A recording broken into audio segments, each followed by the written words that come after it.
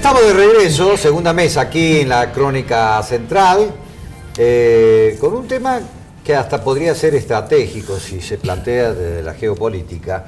Esta cumbre del Mercosur, ¿no?, viene a cambiar un eje totalmente diferenciado en los últimos tiempos. Absolutamente.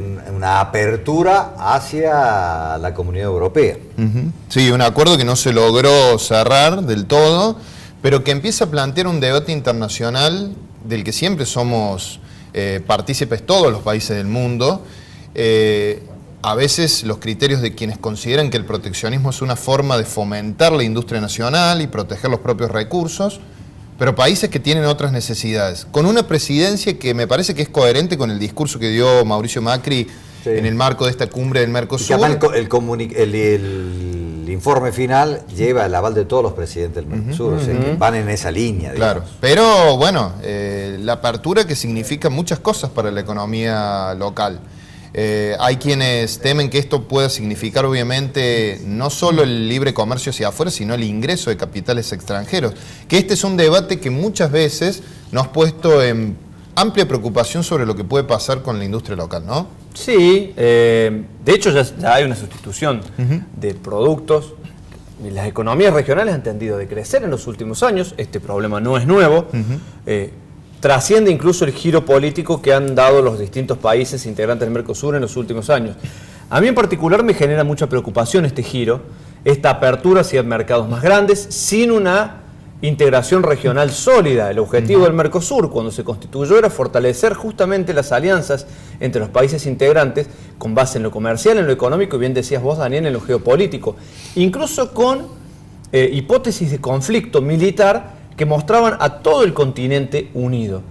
Ya sabemos, y la historia lo ha demostrado, que si terminamos accediendo a lo que proponen desde las potencias, por ejemplo Estados Unidos, que siempre ha impulsado tratados de comercio distintos y en algún punto hasta antagónicos respecto al Mercosur, bueno, generalmente los beneficiarios no somos los países de Sudamérica, ¿no? Sí, digamos, esto es otra visión de los hechos, es ¿no otra es cierto? Más con conflictos o con potenciales conflictos, el Mercosur ya se había desintegrado en esa relación porque se había inventado el UNASUR, que en realidad era la unión de los países más fuerte en relación a este tipo de situaciones. Pero analizando cómo está la cuestión, no hay, o por lo menos la Argentina no tiene en su potencialidad alguna cuestión bélica con ninguno de los países del Mercosur. Me parece que esto es más comercial, me parece que la idea que se plantea son las exportaciones de los países del Mercosur hacia la Comunidad Europea. Tenemos que terminar de ser Brasil dependiente, una cosa que ya se viene dejando de estar, y se necesitan ampliar los mercados. Esa es la visión de este Mercosur, de este presidente que acaba de decirlo, antes ¿no? de darte paso, Patricia, pero lo que yo me refería a la hipótesis de conflicto tiene que ver con la disposición de los Macri recursos. dijo que van a renunciar al UNASUR. Bueno, no es... Habrá que ver eso, qué consecuencias tiene, pero lo que yo me refería con la hipótesis de conflicto era la disposición de los recursos estratégicos desde el acuífero guaraní, los recursos mineros. Aquella hipótesis de conflicto tendía a proteger los recursos con que cuenta el Cono Sur respecto de los intereses exteriores. ¿Qué se ganó, ¿Qué se ganó en el último tiempo? Pero esto va más allá de ganar. Las cuestiones de soberanía, creo, trascienden esta cuestión comercial. En la cuestión comercial. Yo creo que es inteligente tener una apertura al mundo en tanto uno pueda manejar cómo es esa apertura al mundo y qué obtiene, qué da y qué recibe a cambio. Lo que me preocupa de esta apertura nueva es el discurso que viene a continuación.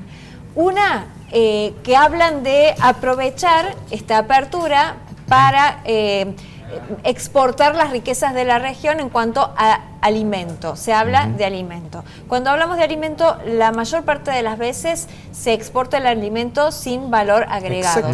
Se exportan los granos, la carne en crudo, sin valor agregado. Consolidar la primarización de la economía. Y la otra, claro, posicionarnos, abrirnos al exterior, pero desde esa visión no me cierra. Es claro que no tenemos un desarrollo industrial muchas veces apto para exportar muchas veces a otros lados. Lo que argumenta muchas veces la importación, que no se avanzó y quedó en stand-by los acuerdos interpaíses, el acuerdo de la región en cuanto a la posibilidad de fabricación de elementos en común, como están las automotrices, por ejemplo, que ya tienen establecido un sistema de intercambio y una integración regional para fabricar determinados vehículos, que se desarrolla una parte de la fabricación en cada uno. Eso quedó en stand-by. Eso es lo único que me preocupa, ¿no? La apertura creo que es algo que de la globalización no podemos cuestionar si está bien o mal. La globalización ya existe. De hecho, tenemos que ver cómo está y aprovechar lo que nos venga bien. Sí. Ahora, ¿cómo nos integramos? Eso es lo que Exacto, me y otro de los puntos que hablaba sobre la resolución de los acuerdos regionales, lo que es Latinoamérica, una Venezuela suspendida, que también fue parte de la discusión de hoy, donde se está condicionando el reingreso a la participación plena de Venezuela siempre que se recupere el Estado de Derecho en ese país. Yo recuerdo hace pocos años, hace algunos años atrás, en la gestión Chávez, el famoso Expropiese. ¿Recuerdan esta iniciativa en la cual cualquier emprendimiento privado o de capital extranjero que no era concordante con esa gestión gubernamental era expropiado hacia el Estado? Es decir, una visión donde se encerraba mucho más, donde la relación latinoamericana en los países políticamente e ideológicamente era muy diferente a la de ahora. El pronunciamiento de Macri y en general de los presidentes del Mercosur rechazando a una Venezuela en las condiciones que está hoy, con necesidad de una democracia mucho más plena, eso hay que reconocerlo. Este gobierno desde el primer día tuvo diferencia con Maduro. Sí, sí. Recordemos que Maduro se refirió hace pocos días muy crítico a la reforma previsional argentina y además dijo que el FMI está volviendo a gobernar la Argentina, ¿no? En una crítica directa a Mauricio Macri, ¿no? Sí.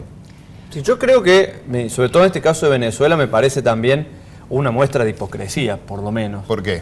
Porque se condena a Venezuela, el Mercosur no actuó con la misma firmeza frente a los golpes que se dieron en Paraguay, tampoco hubo una expresión enérgica cuando se produjo un golpe de Estado en Honduras, tampoco se expresó y se usó el mismo criterio de sanciones con Brasil, donde hubo lo más parecido, sino directamente un golpe institucional directamente. Entonces parece que para algunos socios hay condenas y para otros no. Pero incluso el pedido Luis, perdóname, ¿no? Pero siguiendo tu línea de razonamiento, sí, todo eso que pasó, que vos tenés razón, era el anterior Mercosur. Es decir, a partir de ahí cambiaron todos los presidentes, es decir, todos los anteriores no hicieron eso. Está bien, pero el 2015 es decir, esta parte... Estamos hablando de este nuevo Mercosur donde se han cambiado distintos pero presidentes. En aquel Mercosur, en el anterior, lo de Paraguay, estaba Venezuela. Cristina en el gobierno, Lo que yo estaba Dilma en Brasil, estaba Evo en pero Bolivia. Yo creo que el Mercosur es un acuerdo económico. Era el anterior Mercosur. Dilma fue destituida después de la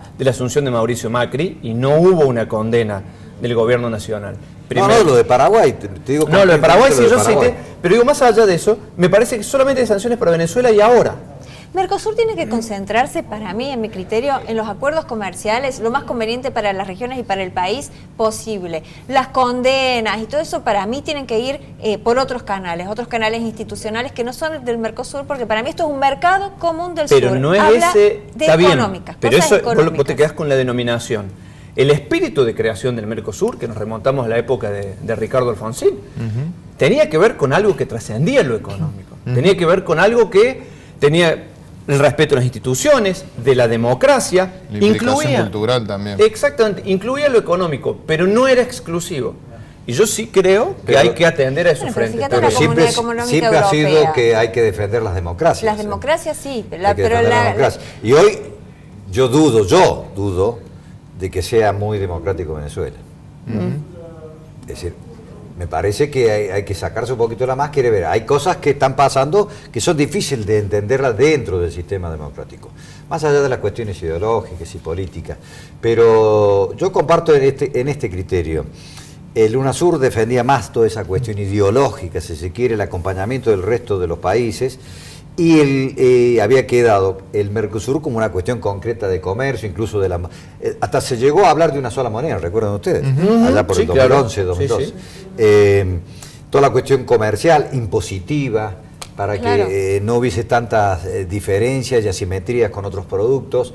Y eso finalmente se quedó en la nada. Cada vez que se cambia, empiezan de vuelta a analizar si tienen una sola moneda, si qué asimetría hay con los impuestos. Por eso digo que me parece más sensato dejar el Mercosur para tratados comerciales y para beneficiar a la región y a cada país también individualmente, y los canales institucionales encaminarlos por otras instituciones precisamente, o por otros acuerdos interregionales, porque si no estamos, cada vez que cambia la ideología de un país, estamos volviendo atrás en acuerdos comerciales. Sí, Entonces, de todas maneras uno se La cuestión pregunta... del Estado debería ser. Claro. A ver, uno si acepta que el Mercosur es solamente una herramienta económica y ojalá laboral, porque se habló del intercambio laboral entre los países, es también aceptar de que no hemos podido como integración regional dar un paso de maduración que han logrado otras como la Unión Europea, es que no hemos podido, eso está pero claro. que probablemente no hayamos podido sea producto de un sistema internacional que nos pone en una situación minoritaria como Pero países, es que no hemos podido, país adentro no hemos podido hacer eso. Entonces, ¿cómo podemos esperar que regionalmente vamos, lo mientras hagamos? nosotros estamos discutiendo abrir Estados Unidos con Donald Trump, Está cerrando. está cerrando, pero además uno de los países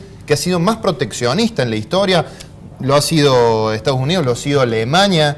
Entonces uno se pregunta si no es la misma brecha entre, vamos a caer en una calificación que no sé si es la más amigable, pero países desarrollados y subdesarrollados, primero y tercer mundo. ¿No será que estamos discutiendo en un nivel donde los que nos ven de arriba dicen, sigan discutiendo, total, ustedes van a seguir dependiendo de nosotros? ¿No pasa eso? Es que sin voluntad política, la economía, mira, puedo decir, prioricemos lo económico, pero lo que dispone el modelo económico que se aplica al interior de cada país y luego regionalmente es la voluntad política y es el modelo político que se aplique. Sí, eso sí. Entonces yo en ese sentido creo que desvincular al Mercosur, es imposible desvincular al Mercosur de toda esta cuestión y de esta discusión.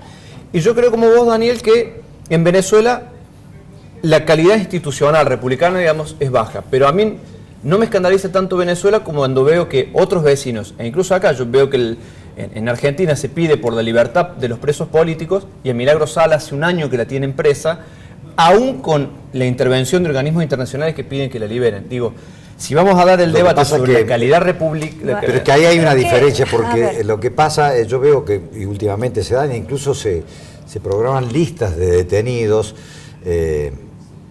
los que están detenidos, y entre ellos Milagro Sala, están por delincuentes, no por políticos. A Milagro Sala tiene 17 causas abiertas. No es porque ella militaba en Tupamaru. Pero eso es el error de querer armar una cuestión. Pero no lo digo yo, lo dice la justicia, dicen un juez, lo dice la fiscal, lo dice la Cámara. Es decir, a decir que Milagro Sala es una perseguida política, que está presa por una cuestión política.